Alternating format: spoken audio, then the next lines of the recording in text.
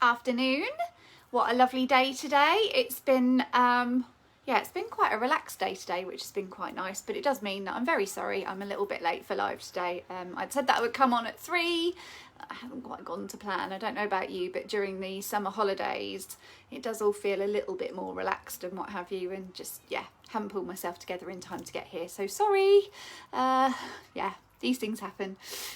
Today, in my little mini series of lives, I'm just talking to you about perfect partnerships.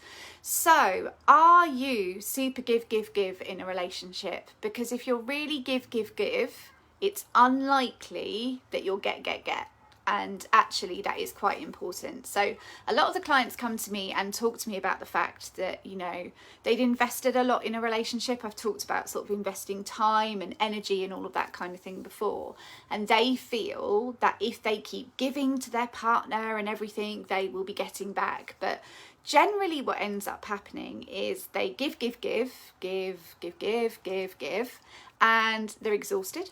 And then they start to get resentful because they're thinking, well, I'm doing all this stuff for you and I'm not getting anything back. And that's really, really aggravating me. It's not okay for me to always be the one to, take decisions, pay the bills, plan all the things that happen, be the responsible adult, and more often than not, in fact, no, probably almost 100% of clients have had issues when it comes to giving within a relationship. So these are the things that I need you to think about within your relationships now. So are you give? I suspect you're probably watching this because you've seen that little thing and thought, oh, I wonder what that's about. So if you've seen that and it resonates with you, perhaps you already know the answer to the question. So what I would suggest you do is grab your journal, sit down and list all the things that make you the perfect partner. So all the lovely things that you do, all the lovely things that you are and what have you, and what you think that means, okay? So that will be a list of basically how you show love as well. So maybe it's doing things for other people and what have you. It'd be good actually at this point, I'm not talking about this today, but have a look at language of love, because sometimes the language that you use to show that you love somebody else isn't necessarily the language they need to know that they're loved. So that's quite an interesting one, and I will talk about that another time. So list the things that you think make you the perfect partner. Then list all the things that you think makes a perfect partner. And then just check, are you getting that? Are you actually receiving all the stuff that you're giving? Probably not. So I do this beautiful visualization with clients about using your soul as currency is basically the overview of it, and get them to sort of perfect it, to understand that if you keep giving and giving until it's at detriment to you, which doesn't take as much as you think. If you give too much and it becomes detrimental to you, then actually that is the thing that borders, on resentment. And then you have like this bubbling away inside of you of all this giving that you're doing to get nothing in return. And that's not great. That's not a partnership.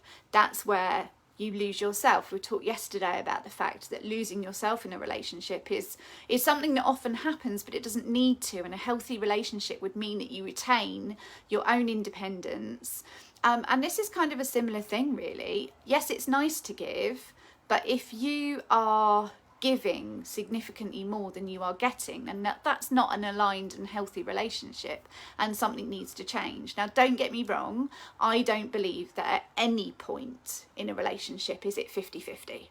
I believe that it just flexes, but across the pathway of your relationship it should be that everybody was sort of equal, and actually the scales are a bit more like this than like this, which it can be in some relationships. So let's say, for example, your partner's made redundant. The chances are that during that time you will be giving 100% to them, and they will be able to give you very, very little back because they are low, depressed, they're not working. That's taken a massive confidence knock for them. They're probably not up there with giving that much at the time, but then something might happen to you and then they're giving 100%. So it's just about making sure there's a balance between the scales in a relationship that you're in. It's really, really, really important. So just to recap, list the things that make you a great partner, and it will give you an idea of how much you are giving within that relationship.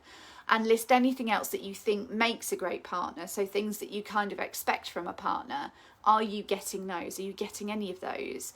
Does a conversation need to happen between the two of you that is about the fact that it's not aligned, that there's not so much giving and taking? It could well be that you just haven't put any boundaries in place. They don't know that you're expecting these things from them. So are there boundaries to be put in place? Just remember that you deserve it. You deserve the best of somebody else in the same way that your partner deserves the best of you if they are giving themselves. So it's really, really, really vital that you have that balance between retaining your independence and giving to a partner, but not to the extent that you lose yourself and that any giving is at detriment to you. I say that to clients all the time. Your giving is fine, your caring is lovely, it makes you a lovely person, but once you cross that line that it becomes detrimental to you, you've gone too far with it. You shouldn't have got that far. Boundaries and expectations need to be put in place, because boundaries and expectations in a relationship does equal respect, and respect is vital in any relationship that you have. So do you need to have a sit down and a write about that? Do you need to journal out your thoughts? Alternatively, start a conversation with me. This is what I do every day. This is what I do. I sit on the periphery of other people's lives, which gives me the ability to look from a distance at what's going on and be able to help you to see it objectively, to see where you are. I suspect that quite a lot of people give way more in a relationship than they actually receive, and maybe now it's time to sort of shift that balance. So I would love it if you would drop me a message or drop me a comment or a like. Let me know that you've seen the content and that you enjoyed it and find it helpful. And I would love to know what happened in your journaling. So if you discover that there's some thought processes there, I would really, really love to know your thoughts on that. Not necessarily to start a conversation to become a client, but just because I'm interested in what people are getting out of these videos. So that would be great for me as well. So hope to hear from you soon. I hope that that's useful. And tomorrow's is a bit of a mystery box, but it's only really a mystery box because I haven't quite decided exactly what we'll talk about tomorrow, but it will be along the same vein of this week, which is reviewing where you are in your life and your relationships, what's going to benefit you, and some thoughts that you can have maybe over the weekend and help to sort of pull everything together. So in the meantime, have a great rest of the day. I'm off to sessions now with my clients. Lots of love, and I will see you soon.